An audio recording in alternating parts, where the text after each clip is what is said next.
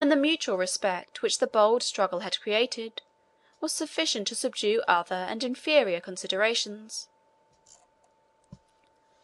Yet the Saracen could not help remarking the circumstances which displeased him in the Christian's conduct and manners; and, after he had witnessed for some time in silence the keen appetite which protracted the night's banquet long after his own was concluded, he thus addressed him: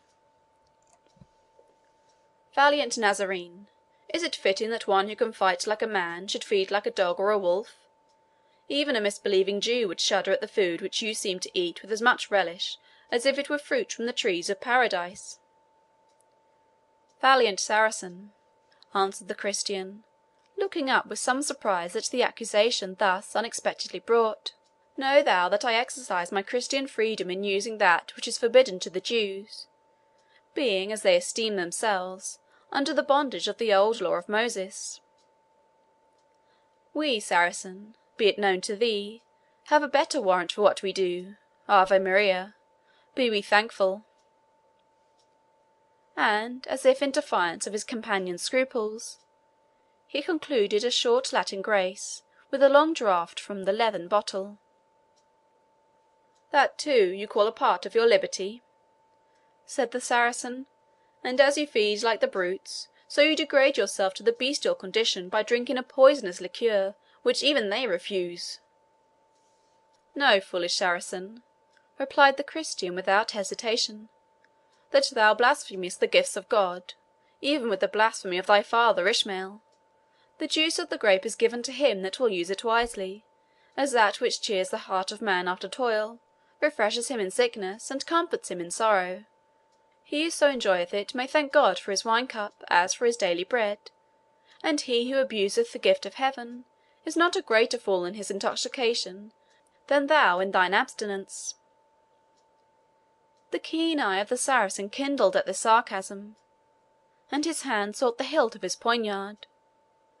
It was but a momentary thought, however, and died away in the reconciliation of the powerful champion with whom he had to deal, and the desperate grapple, the impression of which still throbbed in his limbs and veins; and he contented himself with pursuing this contest in colloquy, as more convenient for the time.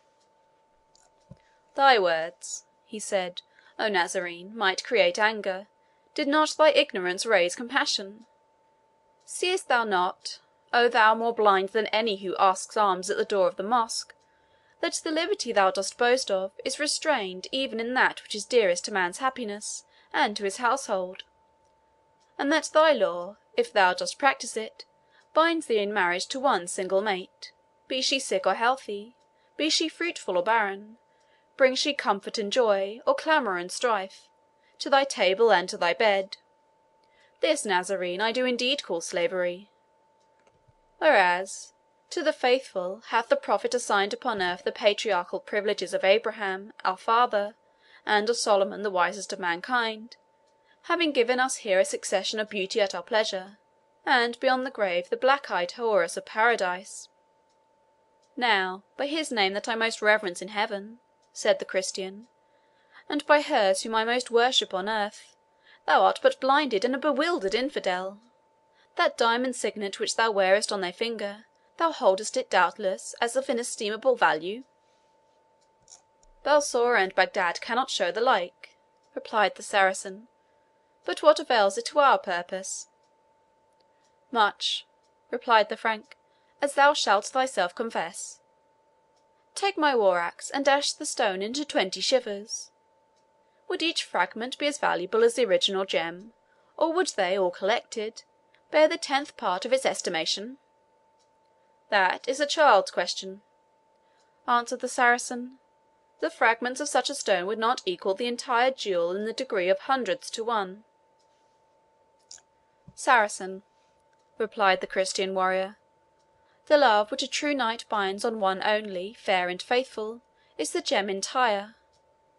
The affection thou flingest among thy enslaved wives and half-wedded slaves is worthless comparatively as the sparkling shivers of the broken diamond." "Now, by the holy Kaaba," said the Emir, "thou art a madman, who hugs his chain of iron as if it were of gold. Look more closely. This ring of mine would lose half its beauty were it not the signet encircled and encased with these lesser brilliants, which grace it and set it off. The central diamond is man, firm and entire, his value depending on himself alone. And this circle of lesser jewels are women, borrowing his lustre, which he deals out to them as best suits his pleasure or his convenience. Take the central stone from the signet, and the diamond itself remains as valuable as ever, while the lesser gems are comparatively of little value. And this is the true reading of thy parable. For what saith the poet Monsau? It is the favour of man which giveth beauty and comeliness to women, as the stream glitters no longer when the sun ceaseth to shine. Saracen, replied the Crusader, thou speakest like one who never saw a woman worthy the affection of a soldier. Believe me, couldst thou look upon those of Europe, to whom, after heaven, we of the order of knighthood vow fealty and devotion, thou wouldst loathe for ever the poor sensual slaves who form thy harem. The beauty of our fair ones gives point to our spears and edge to our swords. Their words are our law, and as soon will a lamp shed lustre when unkindled, as a knight distinguish himself by feats of arms, having no mistress of his affection. I have heard of this frenzy among the warriors of the West, said the Emir, and have ever accounted it one of the accompanying symptoms of that insanity which brings you hither to obtain possession of an empty sepulchre. But yet, methinks, so highly have the Franks whom I have met with extolled the beauty of their women, I could well be contented to behold with mine own eyes those charms which can transform such brave warriors into the tools of their pleasure. Brave Saracen, said the knight, if I were not on a pilgrimage to the Holy Sepulchre, it should be my pride to conduct you, on assurance of safety, to the camp of Richard of England, than whom none knows better how to do honour to a noble foe. And though I be poor and unattended, yet have I interest to secure for thee, or any such as thou seemest, not safety only, but respect and esteem. There shouldst thou see several of the fairest beauties of France and Britain form a small circle, the brilliancy of which exceeds 10,000-fold the lustre of mines of diamonds such as thine. Now, by the cornerstone of the Kaaba, said the Saracen, I will accept thy invitation as freely as it is given, if thou wilt postpone thy present intent. And, credit me, brave Nazarene, it were better for thyself to turn back thy horse's head towards the camp of thy people, for to travel towards Jerusalem without a passport is but a wilful casting away of thy life. I have a pass, answered the knight, producing a parchment, under Saladin's hand and signet. The Saracen bent his head to the dust as he recognized the seal and handwriting of the renowned Soldan of Egypt and Syria, and having kissed the paper with profound respect, he pressed it to his forehead, then returned it to the Christian, saying, Rash Frank, thou hast sinned against thine own blood and mine, for not showing this to me when we met. You came with a levelled spear, said the knight. Had a troop of Saracens so assailed me, it might have stood with my honour to have shown the Soldan's pass, but never to one man. And yet one man, said the Saracen haughtily, was enough to interrupt your journey. True, brave Moslem, replied the Christian, but there are few such as thou art.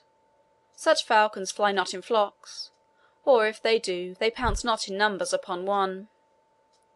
Thou dost us but justice, said the Saracen, evidently gratified by the compliment, as he had been touched by the implied scorn of the European's previous boast. From us thou shouldst have had no wrong, but well it was for me that I failed to slay thee, with the safeguard of the King of Kings upon thy person. Certain it were that the cord or the sabre had justly avenged such guilt. I am glad to hear that its influence shall be availing to me, said the knight, for I have heard that the road is infested with robber tribes, who regard nothing in comparison of an opportunity of plunder. The truth has been told to thee, brave Christian, said the Saracen, but I swear to thee, by the turban of the Prophet, that shouldst thou miscarry in any hunt of such villains, I will myself undertake thy revenge with 5,000 horse. I will slay every man of them.